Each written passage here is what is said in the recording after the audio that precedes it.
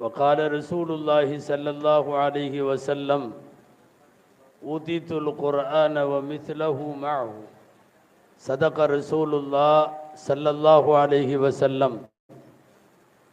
அளவற்ற அருளாளனும் நிகரற்ற அன்புடையோனுமாகிய எல்லாம் வல்ல அல்லாஹுவின் பெயரால் துவங்குகிறேன்.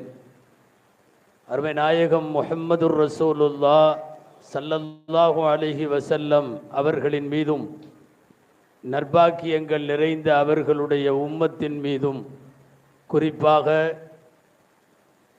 இர்ஃபானுல் ஹுதா அரபிக் கல்லூரியினுடைய இந்த பட்டமளிப்பு அமர்வில் பங்கேற்றிருக்கிற நம் அனைவர் மீதும் எல்லாம் வல்ல அல்லாஹுவின் நல்லருள் என்றென்றும் நிறைவாக உண்டாவதாக. ஆமீன். கண்ணியத்திற்கும் மரியாதைக்கும் உரிய மாணவர்களுக்கு சனது வழங்கி அமர்ந்திருக்கிற கண்ணியத்திற்குரிய ஹசரத் கிபிலா தாமத் பரகாத்துகும், மேனாள் நீதிபதி சங்கைக்குரிய ஜியாவுதீன் சாஹிப் உள்ளிட்ட இந்த அவையில் மேடையில் வீற்றிருக்கக்கூடிய மூத்த உலமா பெருமக்கள், அரபிக் கல்லூரிகளின் முதல்வர்கள், பேராசிரியர்கள்,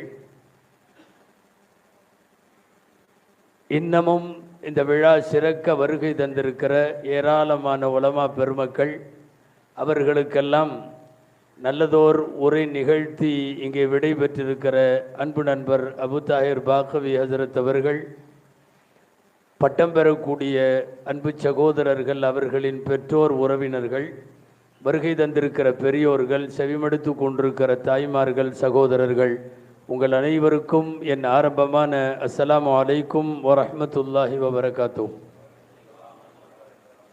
அல்லாஹுவின் பேரருளால் 40 வருஷத்தை நிறைவு செய்கிற ஒரு கல்லூரியினுடைய இனிமையான ஒரு தருணத்தில் நாம் இங்கே இந்த மதரசாவை குறித்து, இதன் கடந்து வந்த பாதை குறித்து, எதிர்காலத்தில் இது ஆற்ற வேண்டிய பணிகளை குறித்தெல்லாம் பல்வேறு சிந்தனைகளை எனக்கு முன்னாலே பேசியவர்கள் வைத்தார்கள். 40 ஆண்டுகளாக நடைபெறும் இந்த மதரசாவில் சற்றேறக்குறைய ஆரம்ப 15 ஆண்டு காலங்கள் மர்ஹூம் நிஜாமுத்தீன் ஹஜரத் அவர்கள், அல்லாஹ் அவரை உயரிய சொர்க்கத்திலே சேர்ப்பானாக, அவர்கள் கையில் எடுத்து மிகுந்த சிரமத்தோடு உருவாக்கிய இந்த ஸ்தாபனத்தை அன்பு நண்பர் பீர் முகமது தாவூதி அவர்கள் ஏறத்தாழ ஒரு 25 வருஷம், 4 நூற்றாண்டு காலமாக தொடர்ந்து அதை நடத்தி கொண்டு வருகிறார்கள். ரமலானிலெல்லாம் சென்னையின் எந்த வீதியிலும் அவரை பார்க்கலாம். சென்னைக்குள்ளே எல்லா வீதியிலும் யார் யார் எப்படி என்று அவருக்கு தரமும் தெரியும். ஆடி கறப்பவர்களிடத்தில் ஆடியும், பாடி கடப்பவர்களிடத்தில் பாடியும், மொத்தத்தில் அவரே சொன்னது போல தன்னுடைய வசூல் பிடிவாதத்தில் சமரசம் செய்யாத ஒரு சூழலில் 25 ஆண்டு காலம் அவர் மதரசாவை நடத்தி இருக்கிறார். அன்பு நிறைந்த உள்ளூர்காரர்கள், உலமாக்களின் ஒத்துழைப்போடு அல் ஹரமைன் ட்ரஸ்டினுடைய இங்கே இருக்கக்கூடிய சங்கைக்குரிய இப்ராஹிம் ஆஜியார், ரஃபீக் ஆஜியார் போன்றவர்களினுடைய பெரிய ஒத்துழைப்போடு ஒரு சிறந்த ஒரு ஸ்தாபனமாக இது வளர்ந்திருக்கிறது. இன்னமும் பொன்விழாவை நோக்கியும் வைர விழாவை நோக்கியும் நகருகிற சூழலை அல்லாஹ் அடுத்தடுத்து இந்த மதரசாவுக்கு லகுவாக்கி தருவானாக என்கிற நல்ல பிரார்த்தனையோடு, ரொம்ப நேரம் சிறப்புரை பண்ணி உங்களை உட்கார வைக்கிற ஐடியா இல்லை. சிறப்புரை இறுதி நேரம் வருகிற போது சிற்றுரையாக மாறிவிடும். அந்த அடிப்படையில் நான் சிற்றுரை தான். காரணம், டேபிள்லாம் போட்டு ஆல்ரெடி உட்காந்துட்டாங்க. நான் வருகிற போதே ஒரு சீட்டு காலி இல்லை, எல்லா இடத்திலும் இருக்கிறார்கள். நாம் இப்போ முடிஞ்சாலும் போய் வழக்கம் போல் பின்னாடி தான் நிற்கணும், அவர்கள் சாப்பிட்டு முடிக்கிற வரை. அதனால் 1-2 வார்த்தைகள் மாத்திரம் சொல்லி நான் நிறைவுக்கு வருகிறேன். 40 வருஷத்தில் ஒரு கடந்த 10 வருஷமாகத்தான் இவர்கள் பட்டம் கொடுத்து கொண்டிருக்கிறார்கள். ஹாஃபிதுல் குரான்களை உருவாக்கி இருக்கிறார்கள். அதே போல மௌலவி ஆலிம்களையும் 2015 இருந்து உருவாக்கி கொண்டிருக்கிறார்கள். என் நினைவில் 1-2 வருஷம் நீங்களாக எல்லா பட்ட மளிப்பு விழாக்களிலேயும் பங்கு கொள்ளுகிற வாய்ப்பு எனக்கு கிடைத்திருக்கிறது. இந்த ஆண்டும் அந்த அடிப்படையில் வந்திருக்கிற உங்களோடு என்ன கண்ணு கட்டிய வரை நிறைய உலமாக்களும் தொலபாக்களும் கண்ணுக்கு தெரிகிறார்கள். உலகத்தோடு முடிந்து விடாமல் மறுமைக்கும் சேர்த்து பலன் தருகிற ஒரு மாபெரும் கல்வியைத்தான் அரபிக் கல்லூரிகள் வழங்கி கொண்டிருக்கிறது. கல்வியாளர்களோ கல்வி நிறுவனங்களை சார்ந்தவர்களோ கோபித்து கொள்ள வேண்டாம். ஒழுக்க மாண்புகளுக்கு சமீப காலங்களில் பொதுவான கல்லூரிகளில் அதிகம் கவனம் செலுத்தப்பட முடியாத ஒரு சூழ்நிலையில் அரபிக் கல்லூரிகள் படிக்கும் படிப்பை விட, இருக்கிற சிலபஸை விட, அவர்களினுடைய கல்லூரிக்குள்ளே இருக்கிற கரிக்குலங்கள் இது எல்லாத்தையும் விட முதலில் ஒழுக்க மாண்புக்கு முக்கியத்துவம் தருகிறவை தான் அரபிக் கல்லூரிகள். உலமாக்களுடைய மஜ்லிஸிலே நிறைய சொன்னது உண்டு. நான் தொடர்ந்து இப்போதும் என் நினைவுக்கு வருகிறது. காலஞ்சென்ற எங்களுடைய உஸ்தாத் மர்ஹூம் PSP ஹஜ்ரத் அவர்கள் நபரல்லாஹு மர்கதஹு அவர்கள் சொன்ன ஒரு செய்தி. கடைசியாக கடந்த ஆண்டு ஹஜ்ரத் அவர்கள் வஃபாத்திற்கு முன்னால் மிக இறுதியாக அவர்களை சந்தித்தோம். அவர்கள் தள்ளாடுகிற வயது, எப்போது உட்கார்ந்து பேசினாலும் ஞானங்கள் கொப்பளிக்க பேசுவார்கள். 1060 பக்கத்தில் நான் எழுதிய சஹாபாக்கள் வரலாறு புத்தகத்திற்காக ஒரு வாழ்த்து போட்டு நீங்கள் ஒரு கையெழுத்து போட்டு கொடுக்கணுன்ட்டு போய் உக்காந்தோம். ஒரு 2-3 உலமாக்கள். ஹஜ்ரத் அவர்கள் நீ கொஞ்சம் வாசி ஒரு பக்கம், நாங்கள் வாசித்தேன், எழுதி கையெழுத்து போட்டாங்க. அதற்கு பின்னால் சில நாட்களிலே ஹஜ்ரத் அவர்கள் இல்லை. என்னோடு அப்போது ஹஜ்ரத் அவர்கள் கூட இருந்தவர்களில் எங்களுடைய மதரசாவுடைய துணை முதல்வர் ஹஜ்ரத் இப்போது என்னோடு வந்திருக்கிறார்கள். என்ன சொன்னாங்கன்னா, பேசிகிட்டு இருக்கிறப்போ நான் சொல்ல வர்ற செய்தி அதுதான். எப்பா உத்லுபுல் இல்ம வலவு பிஸ்ஸீன் அப்படின்னு நிறைய ஹதீஸ் மேடையில் பேசுகிறீங்களே, அதுக்கு என்ன அர்த்தம் சொல்லு அப்படின்னு கேட்டாங்க. நாங்களெல்லாம் இங்கே இருக்கிற மேடையில் இருக்கிற நிறைய உலமாக்கள், அபுதாயிர் ஹஜ்ரத் உட்பட நாங்கள் எல்லாரும் ஹஜ்ரத்துடைய மாணவர்கள். நாங்கள் அவங்கள்ட்ட மண்டி போட்டு ஓதியிருக்கோம். அப்போ எல்லாரும் சொல்கிற மாதிரி நான் அர்த்தம் சொன்னேன். சீனா சென்றாயினும் சீர்கல்வியை கற்றுக்கொள் அப்படின்னு ரசூலுல்லா சொன்னாங்க. அப்புறம் சில ஹஜ்ரத் திரும்ப கேட்டாங்க, ரசூலுல்லா வாழ்ந்த காலத்தில் சீனா அவ்வளோ பெரிய அளவு கல்வியில் பெருசாக இருந்துச்சான்னு கேட்டாங்க. இல்லை தெரியல. இல்லை சீனாவுக்கு போய் படிச்சுக்கங்கன்னு சொல்கிறதா இருந்தால், சீனா பயங்கரமாக கல்வி கற்றுட்டு இருந்தா தானே. அப்போ கல்வியாளர்கள் அங்கே இருந்தாங்களா? கல்விக்கூடங்கள் அங்கே இருந்தாதா? அறிவுஜீவிகள் இன்டலெக்சுவல்கள்லாம் அங்கே இருந்தாங்களா? நபிகள் நாயகம் ஸல்லல்லாஹு அலைஹி வஸல்லம் வாழுகிற காலத்தில் ஒட்டுமொத்த உலகத்தின் ஞானத்திற்கும் பட்டணம் என்பது மதீனா தானே. பின்ன எப்படி அவங்க சீனாவுக்கு போன்னு சொல்லுவாங்க? லாஜிக்காக இது கொஞ்சம் இடிக்கலையா? நீங்களும் எல்லா பக்கம் மேடைகளில் எல்லாரும் பேசுகிறீங்களேன்னு கேட்டாங்க ஹஜ்ரத் அவர்கள்.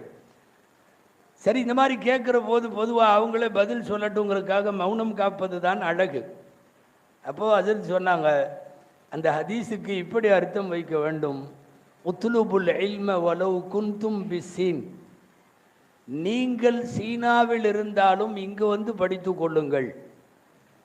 வார்த்தை அங்கே அரபு இலக்கணப்படி உலமாக்களுக்கு தெரியும்.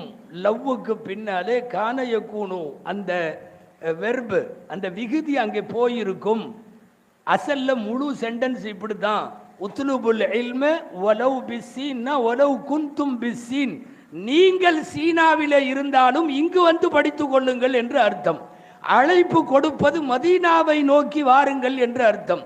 உலகத்திலும் சரி மறுமையிலும் சரி நிறைவான கல்வி என்பது மார்க்கத்தோடு சேர்ந்து ஒழுக்கத்தோடு சேர்ந்து ஷரியத் சட்டங்களை உள்ளடக்கி படைப்புகளை ஆராய்ச்சியை தாண்டி படைத்தவனை பற்றிய ஞானத்தை கற்றுத்தருவதுதான் ஆக உயர்ந்த கல்வி என்பதை கண்ணியத்திற்குரிய ஆசிரியர் பெருந்தகை ஹஜ்ரத் அவர்கள் சொல்லி தந்ததை நான் இந்த கல்வியிலே சுமார் 7 ஆண்டு காலம் படித்து முடித்து பட்டம் பெறக்கூடிய மௌலவிகளுக்கும் ஏற்கனவே பட்டம் பெற்றவர்களுக்குமான செய்தியாய் நான் இங்கே சொல்ல வேண்டும். எல்லாம் வல்ல இறைவன், அன்பிற்குரிய உலமா பெருமக்களே, லீடர்ஷிப் என்கிற தலைமைத்துவத்தை இந்த உம்மத்திற்கு தொடர்ந்து 1400 வருஷமாக அல்லாஹ் உலமாக்களுக்கு வழங்கி இருக்கிறான். அது ஒரு லீடர்ஷிப். உனக்கு எத்தனை கோடி வேண்டும்? கோடிகள் வேண்டாம், தலைமையை எடுத்துக்கொள். பெரிய பதவி ஏதாவது வேண்டாம், லீடர்ஷிப் எடுத்துக்கொள்ளுங்கள். கையில் வைத்திருக்கிற பல கோடிகளை விட, அடையும் உயர் பதவிகளை விட, எல்லாவற்றையும் விட சமுதாயத்தின் தலைமைத்துவம் என்பது ஆக பெரிய ஒரு உயர் பதவி. அந்த உயர் பதவிக்கு ஆட்டோமேட்டிக்காக இவர்கள் ஒரு 7 ஆண்டு 10 ஆண்டு, ஒரு 3 வருஷம் ஹாபிஸ், 7 வருஷம் மௌலவி, 10 வருஷத்தை அரபிக் கல்லூரியிலே மண்டியிட்டு தொடர்ந்து அல்லாஹுவின் சொல்லையும் அருமைநாயகம் ஸல்லல்லாஹு அலைஹி வஸல்லமுடைய சொல்லையும் வெறுமனே வாசிக்காமல் ஆய்வு ரீதியாக அதை படித்து முடிக்கிற போது இறைவன் ஆக உயர்ந்த இடத்திற்கு வைக்கிறான். அன்பர்களே, நாமெல்லாம் அடிக்கடி ஓதுகிற யாசின் சூரா ஒரு வாக்கியம் வருகிறது, வனக்துபு மா கத்தமு ஆசாரஹும் வகுல்ல ஷைஇன் அஹ்ஸைனாஹு ஃபீ இமாமின் முபீன். நாம் எல்லாருடைய நற்செயல்களையும் பதிவு செய்து வைத்திருக்கிறோம். அதுல ஏற்கனவே வாழுகிற காலத்தில் நாம் விட்டு விட்டு போன தடயங்களை பதிவு செய்கிறோம் என்கிறான் அல்லாஹ். யாராக இருந்தாலும் இந்த உலகத்தில் வாழ்ந்து விடைபெறுகிற போது என்ன விட்டுட்டு போன, என்ன விட்டு விட்டு போனாய், நீ போனதற்கு பிறகு இங்கே செயல்படும் கல்வி கூடம், நீ போனதற்கு பிறகு இங்கே செயல்படுகிற, இங்கே மக்களுக்கு பலன் தருகிற ஆறு, குளம், ஏரி, நூல் நிலையம், பள்ளிக்கூடம், எதுவெல்லாம் நாம் போன பிறகு நம் பெயர் சொல்லுகிற நீங்கா நினைவுகளாக அடுத்த தலைமுறையும் இருக்கிறதோ அவைகளெல்லாம் தடயங்கள் என்று பெயர். வாழ்ந்துட்டு போறது பெரிய விஷயம் இல்லை, போன பிறகு நம்மளை பற்றி பேசுறதுக்கு ஏதாவது ஒரு தடயம் வேணும். சும்மா கடை வச்சிருந்தாரு, வீடு கட்டினாரு, பிள்ளைகளை எல்லாம் கட்டி கொடுத்தாரு, மௌத்தா போயிட்டாரு என்று சொல்லுவதை விட, பிறப்பு இந்த ஆண்டு இறப்பு இந்த ஆண்டு என்று நடுகல்லிலே நட்டு வைப்பது போல 2 வார்த்தை எழுதுவதை விட, இவர் வாழ்ந்த காலத்தில் இவ்வளவு பணிகள் நடைபெற்றது, கல்வி பணிகள் இவ்வளவு, மருத்துவ பணிகள் இவ்வளவு, உயர்கல்விக்கான பணிகள் இவ்வளவு, இந்த சமூகத்திற்கு இவர் இவ்வளவு செய்தார் என்று பேசப்படுகிற செய்திகளெல்லாம் விட்டுவிட்டு போனால் அதற்கு தடயங்கள் என்று பெயர். உண்மையாகவே அந்த வகையில் ஒரு பேச்சுக்கு சொல்றேன், யாராவது ஒரு ஆலிம் ஒரு 60-70 வருஷம் வாழ்ந்து நிறைவுபடுத்தி விட்டு போகிறார். நம்முடைய இஸ்லாமியர்களின் அகீதா நம்பிக்கையின்படி ரப்பு விசாரணை நடத்துகிற போது நீ என்ன பண்ணன, உன்னுடைய ஆயுளில் நீ என்ன செய்தாய் என்று கேட்டால் சொல்லுவதற்கு நிறைய உண்டு. நான் ஏராளமான குழந்தைகளுக்கு உனது மார்க்கத்தை சொல்லிக் கொடுத்தேன், ஷரியத்தை சொல்லிக் கொடுத்தேன், பாடம் நடத்தினேன், பல்லாயிரம் பேருக்கு வழிகாட்டியாக இருந்தேன். இதுவெல்லாம் நிறைவான வாழ்க்கையில் நாம் விட்டு விட்டு போற தடயங்கள். அந்த தடயங்களுக்காகத்தான் உங்களை இங்கே உருவாக்கப்படுகிறது. குறிப்பாக பட்டம் பெறக்கூடிய ஆலிம்கள் அல்ல, பட்டம் பெற்றவர்களுக்கும்.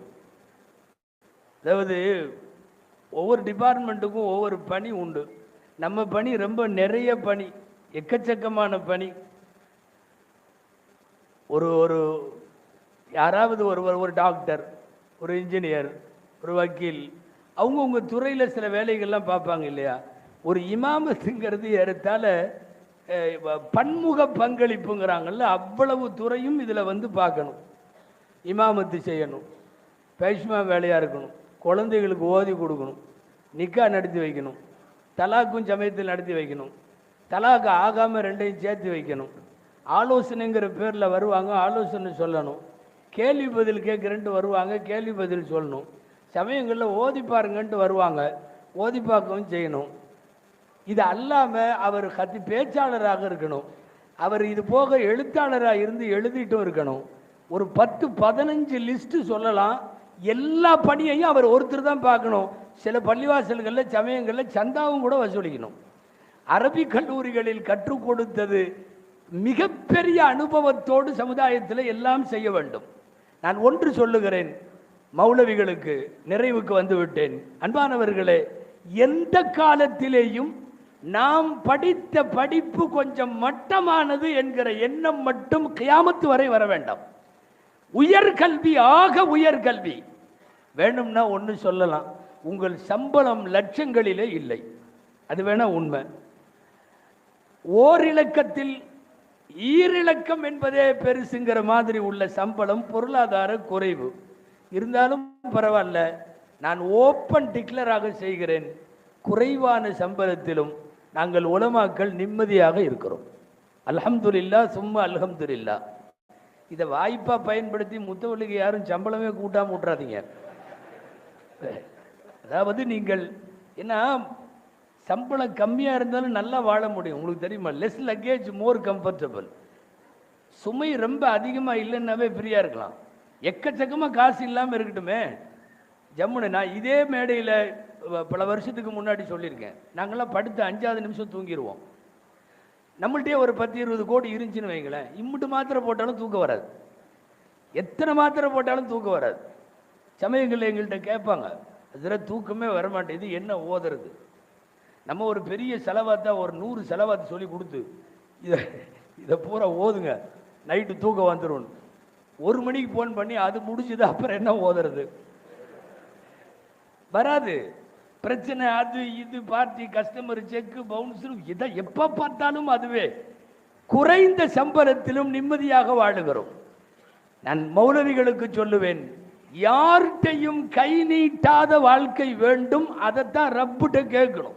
திரும்ப திரும்ப நம் உலமாக்கள் சொல்லி கொடுத்த துவா என்ன தெரியுமா?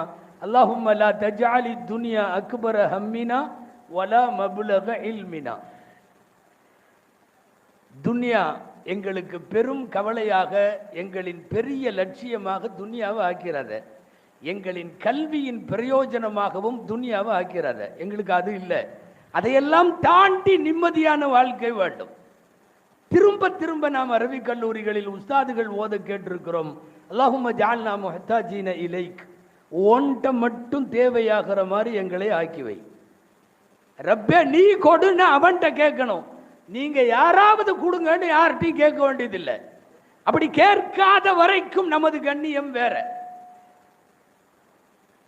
குறிப்பிட்டு சொல்லவில்லை என்றாலும் பொதுவாய் சொல்லுகிறேன், கை நீட்டுகிற போது ஏற்படுகிற கேவலம் பணிகளில் பாதிப்பை ஏற்படுத்தும். பணிகளில் பாதிப்பை ஏற்படுத்தும். யாராவது ஒருவரிடத்தில் எனக்கு தா என்று நீங்கள் கை நீட்டுகிற போது ஒரு சமூகத்தில் அவன் செய்கிற குற்றத்தை, அவனுடைய பப்ளிக்கான ஒரு விஷயத்தை நீங்கள் பேச முடியாமல், சொல்ல முடியாமல், எழுத முடியாமல், தெரிவிக்க முடியாமல் முடக்கப்படும் அபாயம் தேவையாகுவதிலே இருக்கிறது. உலமாக்களுக்கு அறிவார்கள். அல்லாமா சயீத் அல் ஹலபி ரஹிமஹுல்லா, அவங்க பெரிய பாடம் நடத்துகிற பேராசிரியர், பெரிய ஞானி. பள்ளிவாசலில் உட்காந்து பாடம் நடத்திட்டு இருப்பாங்க. கொஞ்சம் வயசானவங்க, காலை நீட்டி தான் உட்காந்துருப்பாங்க, நல்லா காலை நீட்டி உட்காந்துருப்பாங்க. பாடம் நடத்திட்டே இருந்தாங்க. திடீர்னு பள்ளிக்கு தொழுகிறதுக்கு மன்னர் வந்துட்டார். இப்ராஹிம் பாதுஷான்னு பேர், அவர் காலத்தில் மன்னர், ஹலீஃபா. தட்டப்புட்டன்னு அந்த முன்னாடி உள்ள சிப்பாய்கள், அவங்க இவங்க செக்யூரிட்டி எல்லாம் வந்து உன்னாங்க. திடீர்னு பார்த்தா இவர் காலை நீட்டி உட்காந்துருக்கார். மன்னர் வர்றாரு, மன்னர் வர்றாரு, காலை மடக்குங்க அப்படின்னாங்க. எந்த மன்னர் வந்தால் எனக்கு என்ன, என் காலு நோவுன்னு நான் நீட்டிகிட்டு இருக்கேன். அவர் வர்றதுனால சரியா நல்லா இல்லாத காலை நான் எப்படி மடக்கிறது? அவர் வரட்டும், எதுக்கு வர்றாரு? தொழுதுட்டு போட்டோம். எல்லாரும் பொதுவாக சில நேரம் மன்னர்களே எதிர்பார்க்கலைன்னாலும் இந்த எடுபிடிக்க பண்ணுற அளப்பறை பயங்கரமாக இருக்கும்.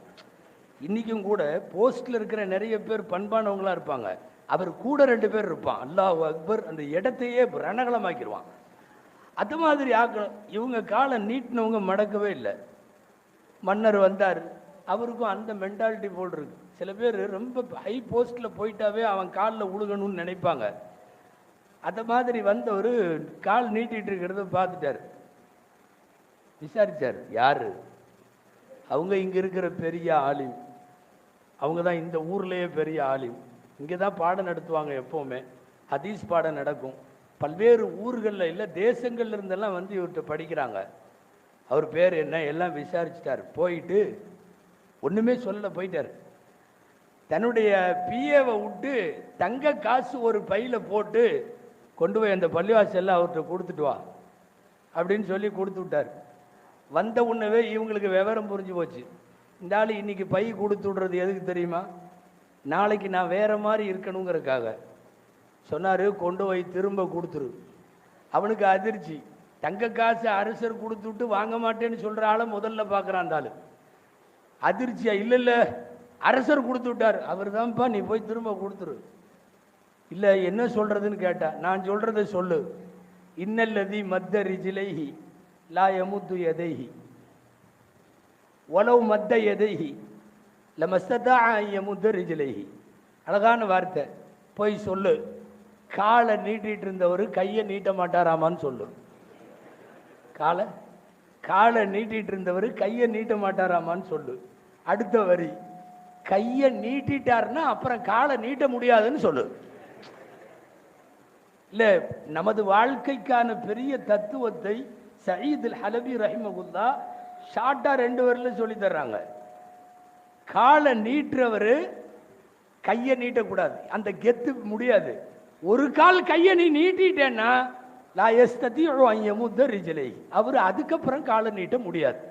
அவன் அந்த வார்த்தை சரியா இருந்துச்சு, அப்படியே போய் சொல்லிட்டான். காலை நீட்டினவர் கையை நீட்ட மாட்டாராம், ஒரு கால் நீட்டிட்டாருன்னா அப்புறம் காலை நீட்ட முடியாதாமா அப்படின்னு கொண்டாந்து வாங்கி வச்சுக்கிட்டாங்க. சயீதுல் ஹலவி. நான் மௌலவிகளுக்கு பட்டம் வாங்குகிற மௌலவிகளுக்கு இதை மாத்திரம் சொல்லுகிறேன். சொந்த தேவைகளுக்காக யாரிடத்திலாவது நீ எனக்கு கொடு என்று கையேந்தி விட்டால் பணிகளின் பாதிப்பும் உரத்து எடுத்து சொல்வதிலே சுணக்கமும். பள்ளிவாசலுக்கு கையேந்தலாம், அது வேற. மதரசாவுக்காக கையேந்தலாம், அது வேற. ஒரு பப்ளிக் சோசியல் சர்வீஸுக்காக கையேந்தலாம், அது வேற. ஏழைகளின் கல்விக்கு நீங்கள் வாருங்கள் வழங்குங்கள்னு துண்டை ஏந்திட்டு ரோட்ல போலாம், அது வேற. சொந்த தேவைகளுக்காக வேண்டி என்று யாரிடத்திலாவது கையேந்த துவங்கிவிட்டால் அடுத்து நாம் உரத்து சொல்ல வேண்டிய சில விஷயங்களில் உரத்து சொல்ல முடியாத சூழ்நிலை வந்துவிடும் என்பதைத்தான் நாம் இங்கே நன்றாக புரிய வேண்டும். குறிப்பாக உலமாக்கள் பணியாற்றுகிற தலங்களில் இப்படிப்பட்ட செய்திகள் எல்லாம் நிறையவே சந்திக்க வேண்டியவைகள் வரும். அல்லாஹ் வழங்கி இருக்கிற லீடர்ஷிப் என்கிற மாபெரும் இந்த தலைமைத்துவ போஸ்டில் நீங்கள் ஒரு சில குறிப்பிட்ட காலங்கள் ஓதியதற்கு பின்னாலே சமுதாயத்திற்கு அர்ப்பணிக்கப்படுகிறீர்கள். முஃப்தி ஷஃபி சாப் அவர்கள் உருதுல திருக்குரானுக்கு தப்சீர் எழுதிய மாரிஃபுல் குரானுடைய ஆசிரியர் சொல்லுவாங்க, இது உலமா மலாமதி ஃபிர்கான்னு சொல்லுவாங்க. அப்படின்னா திட்டு வாங்குற கூட்டம் அப்படின்னு சொல்லுவாங்க. யார் வேண்டுமானாலும் திட்டுவார்கள், நாம தூக்கி போட்டு போக முடியாது. முதலாளி திட்டின உடனே அவன் தூக்கி போட்டு வேற பக்கம் போயிடுவான். சமுதாயமே திட்டினாலும் கூட நமது பொறுப்பில இருந்து கொஞ்சம் கூட பின்வாங்காமல் தொடர்ந்து அதை முன்னெடுத்து ஊருக்கு சொல்ல வேண்டிய பொறுப்பு நமக்கு உண்டு. நான் ஆரம்பத்தில் சொன்ன மாதிரி எதுக்கோ வருவாங்க. அவன் ராத்திரி 5-6 பேர் கனவு கண்டு ஃபஜ்ருக்கு பின்னாடி 8 மணி வரையும் கனவை டைரக்ஷன் பண்ணி அவன் ஓட்டுவான். நிறையா இப்படி கனவு கண்டேன், இதுக்கு என்ன அர்த்தம், எனக்கு இப்படி நடக்குது, இதுக்கு என்ன அர்த்தம், எதற்கோ உலமாக்கள். நாம் நிறைய சொல்லிக்கொண்டே போகலாம், அது விரிவாகிவிடும்.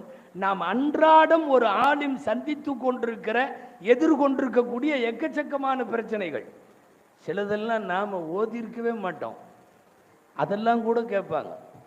சொம்பில் தண்ணி கொண்டு வந்து ஒரு அம்மா ஆலிம் சாட்ட ஓதி கொடுங்கங்குது.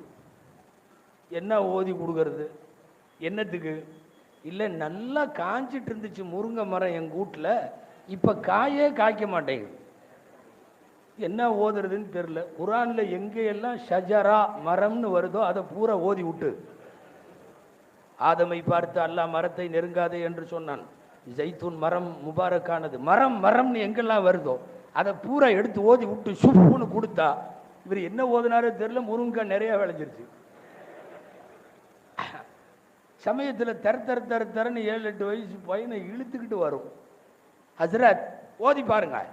ஏமா காய்ச்சலாம்? சொன்னபடியே கேட்க மாட்டேங்கிறான். சொன்னபடி கேட்காததுக்கு என்ன ஓதுறது? ஹஜ்ரத் யோசிச்சாரு, இப்லீஸ்னு வர்ற ஆயத்து பூரா ஓதி விடுவோம். குரானில் வர்றதே எல்லாம் நகைச்சுவைக்காக மட்டுமல்ல, எல்லாத்துக்குமே. நான் சமீபத்தில் சொன்ன பிஎஸ்பி ஹஜ்ரத் அவர்கள், அவங்க இந்த பாரசீக உருது கவிதையெல்லாம் பாடம் நடத்துகிறப்ப நிறைய சொல்லுவாங்க. அவங்க சொன்ன ஒரு செய்தி இது. அவங்க சொன்ன நகைச்சுவை ஒன்று. யாரோ ஒரு ஆலிம் சாட்டை ஒரு அம்மா 2 கயிறு கொண்டு வந்துச்சான். 2 கயிறோ 2 பாட்டில் தண்ணியோ 2 கயிறு ஓதி கொடுங்க அனுச்சான். என்னத்துக்குன்னு, ஒரு கயிறு பையன் ஸ்கூலுக்கு போக மாட்டேங்கிறான், இன்னொரு கயிறு வீட்டில் கோழி முட்டை சேவல் அடை காக்க மாட்டேங்குதான். கூடைக்குள்ளே போகணுமல்ல, கூடைக்குள்ளேயே போக மாட்டேங்குது. மகரிபானா பிடிச்சி அடைக்கணும், முடிய மாட்டேங்குது. அவர் ரெண்டுக்கும் என்னமோ ஓதி கொடுத்துட்டாரு, இந்த அம்மாவும் போயிடுச்சு. பெரிய பிரச்சனை என்னன்னா கயிறை மாற்றி கட்டி விட்டுருச்சு. இந்த அடகாக்கிற விஷயத்துக்காக உள்ள கயிறை பையனுக்கு கட்டி பேசி அடிக்கடி இந்த மாதிரி கதைகள் சொல்லுவார்கள். அதில் ஸ்கூலுக்கு போகாத பிடிச்சி சேவலுக்கு கட்டி விட்டு காலையில் சிலேட்டு தூக்கிட்டு குடுகுடுன்னு சேவல் ஓடுதான் பள்ளிக்கூடத்துக்கு. இவன் கூடையை தூக்கி தூக்கி கமுத்திட்டு உட்காந்துருக்கிறானா என்று சொல்லுவார்கள். சின்னதாக ஒரு மஷுவரா, ஒரு கனவு, ஒரு பிரச்சனை, ஒரு பேர் வைக்கிறது, ஒரு நிக்கா விஷயம், இந்த பொண்ணை கட்டிக்கலாமான்ற விஷயம், இந்த மாப்பிள்ளை நல்லவனான்ற விஷயம், எல்லாவற்றையுமே அந்த அல்லாஹ்வுடைய ஆளுமிடத்தில் கேட்டுத்தான் முடிவெடுக்கிறார்கள். அவங்களா முடிவெடுக்கிறது இல்லை. வேற ஏதாவது பிசினஸ் அது இதுன்னா நம்ம பக்கத்தில் வர்றதில்லை. ஆனால் மார்க்கத்தோடு தொடர்புடைய எல்லா பிரச்சனைக்கும் நம்ம தான் வழிகாட்டி என்கிற போது சமுதாயத்தில் சளைக்காமலும் சங்கடப்படாமலும் எதிர்கொண்டு நிறைய பணிகள் நாம் ஆற்ற வேண்டியது இருக்கிறது. நான் மீண்டும் துவக்கத்தில் சொன்னதை சொல்லி நிறைவு செய்கிறேன். உலகத்தின் மிகப்பெரிய அழியாத ஞானத்திற்கு சொந்தக்காரர்கள் காலல்லா கால ரசூலுல்லா என்று அல்லாஹுவை பற்றியும் ரசூலை பற்றியும் இல்மை ஓதக்கூடியவர்கள். தொடர்ந்து இந்த பணியில இறக்கும் வரை நிலைத்திருங்கள். அல்லாஹுவிடத்திலே துவா செய்வோம். அல்லாஹு ஜல்ல ஷானஹு தஆலா இறுதி மூச்சு உள்ளவரை இந்த மார்க்கத்தின் பணியாளர்களாய், சேவகர்களாய், ஊழியர்களாய் இறைவன் நம்மை ஆக்கி அருள்வானாக. இம்மையும் மறுமையும் வெற்றிக்குரிய பெருமக்களாய் ரப்புல் ஆலமீன் நம்மை ஆக்கி தந்தருள்வானாக. ஆமீன். வ ஆகிர் தஅவானா அனில் ஹம்துலில்லாஹி ரப்பில் ஆலமீன். அஸ்ஸலாமு அலைக்கும் வரஹ்மத்துல்லாஹி வபரகாத்துஹு.